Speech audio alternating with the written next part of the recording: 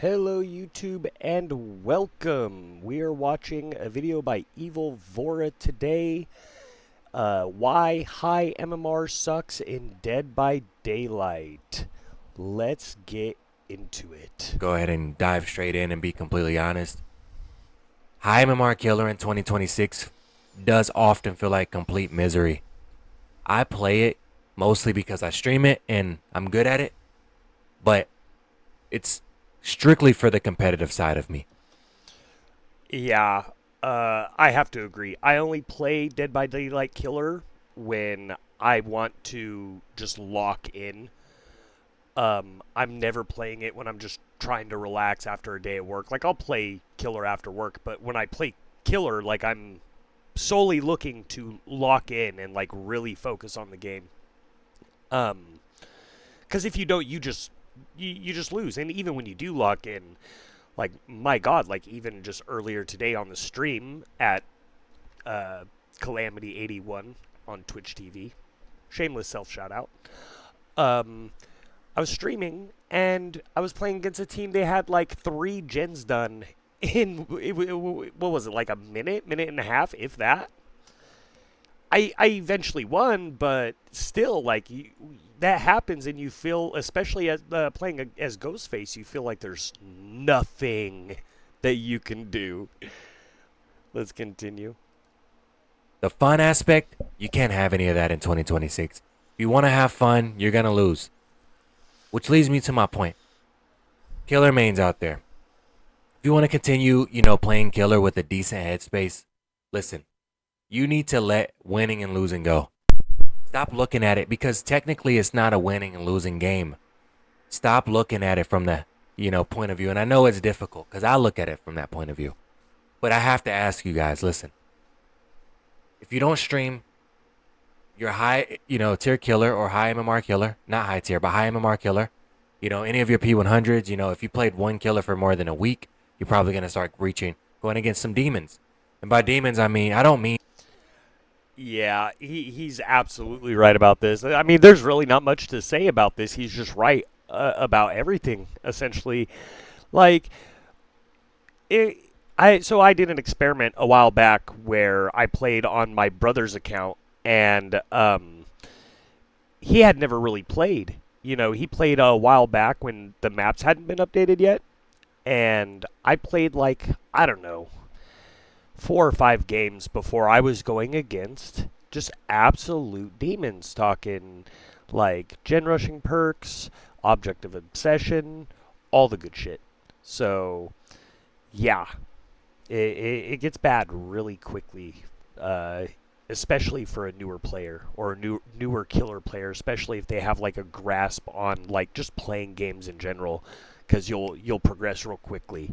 That they know how to juice because let's be honest. Who knows how to loop these days in 2026? They don't. All you have to Nobody. do is run to a pallet, drop it, run to the next pallet, drop it, run to the next pallet, Yeah, drop it. Because absolutely. I always say this in every single one of my streams. There's never a time when I play killer or survivor that the survivor doesn't make a pallet. There's a pallet gonna be, throw all the pallets because you're always gonna find another one. Nobody needs to really know how to loop these days, and most people don't even know how to loop these days. They don't even really greed pallets. When they greed pallets, they take a hit for it because they become numb to skill. And it's not the survivor's fault. I'm not even gonna blame behavior. It's just the way that the maps are laid out. You know, there's See, and that's kind of where I start disagreeing. Like, if it wasn't behavior's fault, the maps wouldn't be fucked like this. Us players have been telling them for years. For years. Not even just killer players, survivor players too. One of my best friends plays survivor. Well, he used to. He doesn't want to play anymore. It's too fucking easy. Like, he can't find a challenge. The only way he finds a challenge is if he does stuff and fucks around, and then when he fucks around, he just gets stomped by some fucking sweaty nurse or some other crazy good killer. And then when he's, not fucking around and gen rushing, me and him put on 2 extra perks and we're out in 2.5 minutes. It's insane. So it's not just killers saying this shit either. That's the worst part. So yeah, it is behavior's fault. Behavior has time and time again shown that they're uninterested in listening to actual player feedback. They're uninterested in listening to their fog whispers, to their creator program. They're uninterested in making the game actually balanced for killer. They're completely uninterested in it. They just want people to come in, buy a few licenses, and just leave. They don't care if they quit. They just want people to buy shit. Like they come into the game, they see all these really cool skins. They love horror, so they come in. They might buy Ghostface or they might buy Ash. All right, and then they buy some skins. They've spent now like 40, $50 on this game, and then they start realizing like, oh wow, like this game is ass. Like my random teammates run around the map and don't do anything. Like quite frankly, like fucking retards. They don't do the gens. They're in the killer's face the whole match, and then when they lose, they cry, "Oh, baby killer, you had to tunnel us, you had to camp us." Like, what do you mean? Quit saving in front of the killer. Quit swarming the hook. Let's continue. Pallets everywhere, dude. And it's just, that's half of why I make this video today. There's never not going to be a time where a survivor isn't safe. Maybe at the end game, but by that time there's one generator left whenever they start running out of pallets with 4 people left if you don't want to play for a tunnel out. Which leads me to another point. And listen, if you have, a lot of experience on killer, you're going to understand what I'm saying. If you're a new killer main, you're not quite going to understand what I'm about to say. Or if you play survivor, this right here might piss you off. Like I say, I could care less. I'm going to be blatantly honest. I'm done sugarcoating. Listen, there isn't a single time that I stream, one of my P100s or any of my killers for that means, because most of my killers are high MMR, that I don't feel like I need to tunnel, proxy, or slug for the win. There is nobody on the face of the planet that plays DBD killer who is, because it doesn't come down to skill. It comes down to pallets. It comes down to, the gen rush meta. It comes down to efficiency. It it comes down to luck. That's what it is. It comes down to luck. Did you get a good map for your killer or a bad map for your killer? For instance, you playing Oni, you might like to get sent to Red Forest any of the iterations. But if you're playing Ghostface, Red Forest fucking sucks. Vice versa, Ghostface loves Midwich, Oni can't stand that shit. So, it's random. And then, like, some killers deal with pallets really well. So sometimes the pallets don't matter as much, but then you're playing Trapper, Ghostface, Pig, Onryo, and they just get absolutely shredded because each time they have to break a pallet, they're just wasting more and more time. Let's continue on. There's no skilled person. There's no amount of skill in this world to where you can play a high MMR match with a team that genuinely wants to beat you, where you're not tunneling, proxying, or slugging one time for pressure and having a decently dominant game. It doesn't exist. Maybe back in the day. Yeah, not only do you have to use those strategies, you already have to be doing well against them. And on most killers, that is a whole hell of a lot easier said than done. Like I always say, as an M1 killer, there will, not there can be, no, there will be games that you get into and you lost the moment you chose what character you were playing. And that's just kind of how DBD is. That's what people are complaining about. They're not complaining that killers like Nurse or Blight or Spirit or whatever can't compete. We're all pissed off that we can't play whatever killer we want. I'm a Ghostface main. I got like 3.5k hours in Dead by Daylight, and over 2k of that is in Ghostface alone. And he feels fucking unplayable. And I win almost all my matches, and I'm saying that.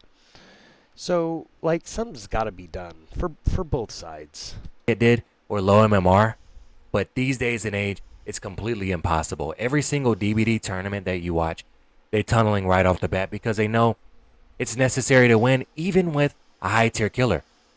If you're not playing Nurse and Blight, on pubs, good luck having the least amount of, I'm not going to say fun because some people like myself, I find being super competitive fun until I burn out of it, obviously. But most people, even sometimes, like there was a match, I think 2 days ago, I think I only got a 2K this game. And people were, I knew I always self reflect if I have like a close game like that. And I'm like, okay, what did I do wrong? And the conclusion was I didn't tunnel. Why do I need to play for a tunnel out every single game I want to play? It's not fun to do. Killers don't tunnel. Okay, if you're Survivor main here, listen. Killers are not tunneling you out because they want to do it and they're trying to be toxic and ruin your day. Killers don't even want to tunnel. I advocate for tunneling because I will tunnel you for the win. I'll do what I need to do to get the W. But it is not fun to do. Genuinely. It's not fun to do. Even with Oni or with any other fun killer, there's never been a time, especially with the 5 extra seconds of endurance, that was completely unnecessary. There's perks that counter tunneling. Not only is it not fun, but it's extremely difficult to do these days. Because of the extra 5 seconds goes a long way, believe it or not, man. Nobody wants to tunnel, but you have to do it to win. And if you're a content creator, I don't feel pressure because, my community see me go on many win streaks, but other killer mains, people that I do watch. And even me, if I'm on a win streak, obviously I feel a little bit of pressure to win. There's almost a sense of pressure that, you have to go for the tunnel out. You can't really even prioritize the fun aspect. And that's where I feel like there's a problem. And I want to normalize killer mains not looking for the win or loss in a situation. There is, from this point forward, do me a favor, or you will have killer anxiety. Inevitably. Do me a favor. And you'll feel unnecessary stress and pressure. Next killer match you get in. Yeah. What he said about not being able to have fun and you have to just focus on the W, that can be very true. I figured out that playing certain times a day is a whole lot different than playing, like, because I usually work like a later into the day shift. I don't get home till like 6, and then I'm not ready to play games till like 6:30, 7 o'clock. And by that time, they're, especially for Dead by Daylight, uh, on the west coast of America, you get a lot of fucking cheaters. You get a lot of just super sweaty 4-man swifts running all the right perks, or a bunch of teams just running literally every single second chance in the game. And it's wild. But if I play early in the day, I get a wide range of players. Sometimes they're really tough matches that I, right off rip think I'm going to lose, and then I somehow pull it back because they're throwing in one way or another. Or maybe I have a tough match that I tie or something. Or I'm also getting a lot of matches against newbies where I'm stomping, especially if I'm playing killers I don't play very much. So, depending on the time of day, it could be all over the place, uh, which makes it a lot more fun when you're able to get games where you sit for a moment and you're able to breathe. Like, you're like, oh well, 3 people are death hook at 5 gens. I can let back a little bit and kind of have fun, try to look for the guy who hasn't been hooked yet. But that's very few and far between, and also it's boring when you're just stomping that hard. So it's like, okay, so the only time I get to relax is when I'm stomping them so bad that there's what, like, they lost when they queued and got me, you know, because they're all, super low hours for some reason. Maybe they won a few matches against baby killers and immediately got thrown to the sharks, which is what happens with Killer 2. But usually when you get thrown to the sharks as a solo survivor, you know, you're with other people who are better, so you're like the weak link as opposed to a whole team that's just terrible. Uh, but I'd like to know what you guys think. Let me know, and tell me what you think about the balance of this game. And what do you think Survivor needs, and what do you think Killer needs? I personally think Survivor can use a lot of different changes to like how hit detection happens to their hitboxes, make it a bit more accurate. And I think Killers just they need they need gen speeds to slow the fuck down. Something fierce. And I think both sides need I think they need to take a look at both sides and really rethink giving any player something good for losing the game, losing gens, losing a hook state. Like you should not be losing a hook state, going down, uh, and benefiting from it. You shouldn't be losing gens and benefiting from it. You shouldn't be losing chase and benefiting from it. Um, it just doesn't make sense on either side.